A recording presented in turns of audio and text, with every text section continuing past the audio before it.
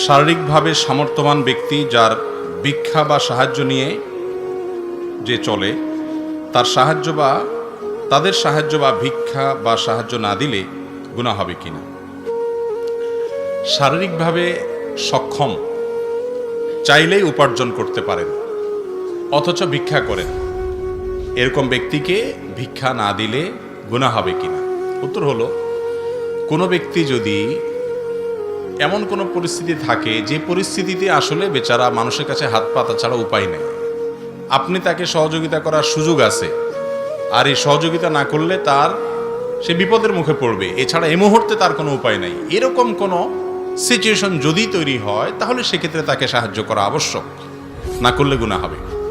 আর সাধারণ অবস্থায় যারা ভিক্ষাবৃত্তিকে পেশা বানিয়ে নিয়েছে, মানুষের কাছে চেয়ে চিনতেই খায়, ভিক্ষাই করে ঘুরে ঘুরে, অথচ তিনি সুস্থ সবল, এরকম মানুষকে যদি আপনি ভিক্ষা না দেন তাহলে গুনাহ হওয়ার তো প্রশ্নই নেই, বরং কোনো কোনো ক্ষেত্রে না দেওয়াটা উত্তম। বিশেষ করে যদি তাকে না দিয়ে বুঝায়া বলা যায় যে মানুষের কাছে হাত পাতার চাইতে নিজে উপার্জন করে কিছু খাওয়া আর কিছু দান করা উত্তম। নবী করিম সাল্লাল্লাহু আলাইহি ওয়াসাল্লাম বলেছেন, আল ইয়াদুল উলিয়া খায়রুম মিনাল ইয়াদিস সুফলা, নিচের হাতের চাইতে উপরের হাত উত্তম, আল্লাহর কাছে প্রিয়। নিচের হাত হলো যে হাতে চায়, আর উপরের হাত হলো যে হাতে দেয়। একজন সুস্থ সবল মানুষের কাছে হাত পাতবেন, ভিক্ষা করবেন, এটা ইসলাম কখনো চায় না। নবী করিম সাল্লাল্লাহু আলাইহি ওয়াসাল্লামের শিক্ষা হলো যে কাজের জন্য বের হতে হবে, পরিশ্রম করতে হবে, নিজের সাধ্য অনুযায়ী যতটুকু পারা যায় করতে হবে। অতএব এরকম পেশাদার ভিক্ষুক যার শারীরিক সক্ষমতা আছে কাজকাম করার, তিনি ভিক্ষা করলে তাকে ভিক্ষা না দিয়ে বরং নসিহত করে বুঝিয়ে যদি কর্মমুখী করা যায় সেটাতে সওয়াব আরো বেশি হবে। কারণ কোনো কোনো ক্ষেত্রে এই ব্যক্তিকে ভিক্ষা দিলে আরো পঙ্গুত্বের দিকে সে যাবে এবং এটাকে সে পেশা বানিয়ে নেবে। তবে মনে রাখবেন, আল্লাহ রাব্বুল আলামিন বলেছেন, ওয়া আম্মাস সাইলা ফালা তানহার, কেউ তোমার কাছে কিছু চাইলে তুমি তাকে ধমক দিও না, সুন্দর করে বুঝিয়ে বলতে পারলে বলবেন, গায়ে হাত দিয়ে, ভাই কাজ করো, চলো আমি হেল্প করি, তুমি কি কাজ করতে পারো, আল্লাহ তাআলা তোমাকে সুস্থ সবল বানিয়েছেন, কেন মানুষের কাছে হাত পাতবে, নিজেকে অপমান করবে কেন, তাকে বুঝাবেন। ধমক দিতে পারবেন না, এই মিয়া কাজ করে খেতে পারো না, ধান্দাবাজির জায়গা পাও না, এরকম বাজে কথা বলে, কটু কথা বলে, শক্ত কথা বলে আল্লাহ কোরআনে নিষেধ করেছেন। যারা চায়, আপনার কাছে প্রার্থনা করে, জানসা করে, ভিক্ষা করে, তাদেরকে আপনি ধমক দিবেন না, সুন্দর করে বুঝিয়ে বলতে পারলে বলবেন, আর না পারলে আপনার রাস্তায় আপনি যাবেন, কিন্তু ধমক দেওয়া যাবে না।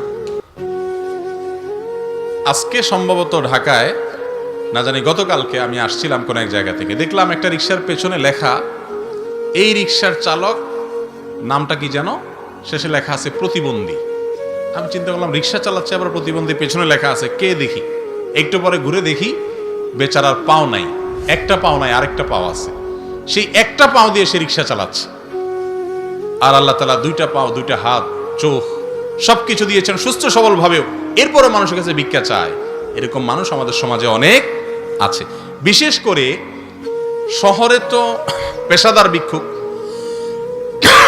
গ্রামে পেশাদার ভিক্ষুক না থাকলে কি হবে, গ্রামে কিছু মানুষের খাসলত হলো বিদেশি আসছে, বিদেশি বুঝুন তো কি, প্রবাসী। আমি প্রবাসীদেরকে বলি, ভাই রে, আপনাদের মতো কপাল পড়া দুনিয়াতে আর কেউ নাই। আমি নিজেও প্রবাসী ছিলাম, আমারও কপাল পড়া ছিল এক সময়, এখন ভালো হয়ে গেছে, পড়া নাই আর কপাল।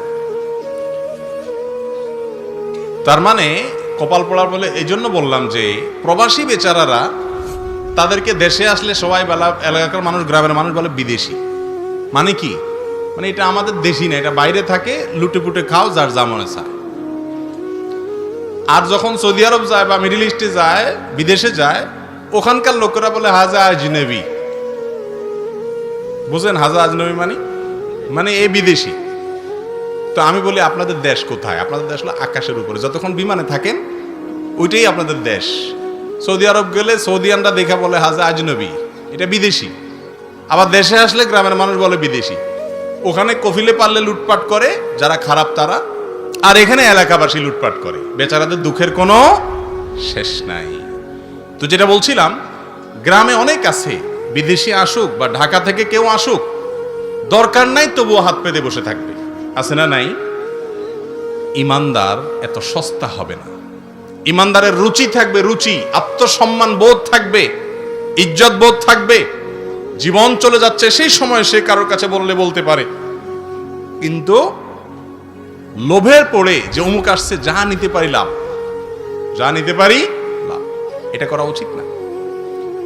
আমাকে এক ভাই বললেন যে আমি ফ্রি চিকিৎসা সেবা দিচ্ছিলাম গরিব মানুষদের জন্য। কোন এক এলাকায় ক্যাম্প করছে, মেডিকেল ক্যাম্প। পরে ওই এলাকার কমিশনার সাহেব এসে সবার আগে হাজির, এই সবাই সর, আগে কমিশনার সাহেব দেখাবে। পরে উনি বললো, ভাই এটা তো গরিব মানুষের জন্য।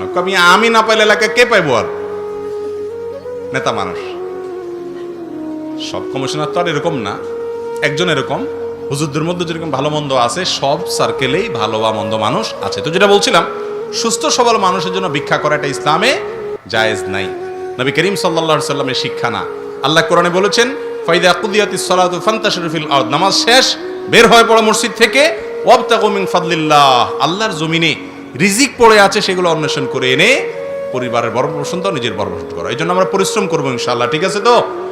যারা গ্রামের মানুষ আমরা আছি, প্রবাসী আসুক, বিদেশ থেকে কেউ আসুক, ঢাকা থেকে কেউ আসুক, কোটি টাকা নিয়ে আসুক, যার অভাব আছে সে নেক, আমি হাত পাতবো না। আমি গরিব মানুষ হতে পারি, কিন্তু ইজ্জত বিলাবো না, চেষ্টা করবো তো ইনশাআল্লাহ। আল্লাহ তাআলা আমাদের তৌফিক দান করুন।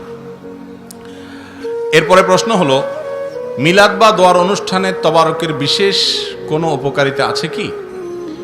মিলাদ বা দোয়ার অনুষ্ঠানে যে তবারক দেয়, এ তবারকের বিশেষ উপকার আছে কি না? আমাদের অনেকে মনে করেন যে এর কি আছে, বিশেষ উপকার আছে। তবারকের খানা, একজনে মিলাদ থেকে আসার সময়, দোয়ার অনুষ্ঠান থেকে আসার সময় জিলাপি নিয়ে আসছে, মিষ্টি নিয়ে আসছে। তো ডায়াবেটিসের রোগীকে সাধতেছে, বলে না ভাই আমার ডায়াবেটিস। বলে আরে তবারকের জিনিস মিয়া, ডায়াবেটিস খান। তার মানে এটা খাইলে কি হবে? ডায়াবেটিস আর ভালো হয়ে যাবে। ওই বেচারা খায় ডায়াবেটিস তো 12টা বাজে। এবার দোষ হয় কিসের? ইসলামের। মনে করে যে ইসলামের একটা জিনিস খাইলাম, আমার আরো ক্ষতি হয়ে গেল, অথচ এটা ইসলামের না, এটা সম্পূর্ণ ভুয়া, আমাদের বানানো।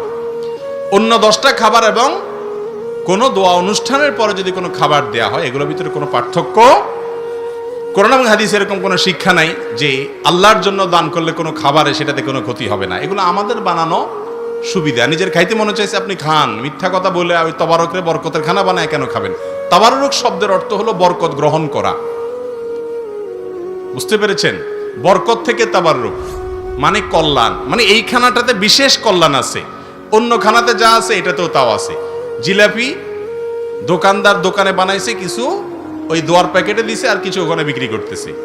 ওইটাতে আপনার মাছে যে পরিমাণ বসছে, এটাতেও হয়তো সেই পরিমাণ বসছে, তবে একটু আগে প্যাকেট করার কারণে হয়তো কম বসছে, এতটুকু ফজিলত আছে।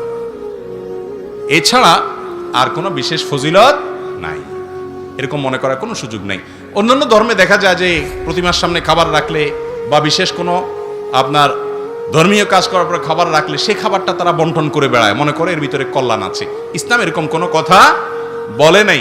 বিশেষ করে এই দোয়া বা মিলাদ অনুষ্ঠানের পরে আমরা যে সমস্ত তবারক বলে যেগুলো বিতরণ করি, তবারক বরকত গ্রহণ করে, এখানে বরকত বা কল্যাণ এক্সট্রা আছে, এই কথাটাই কিনা হাদিস দ্বারা প্রমাণিত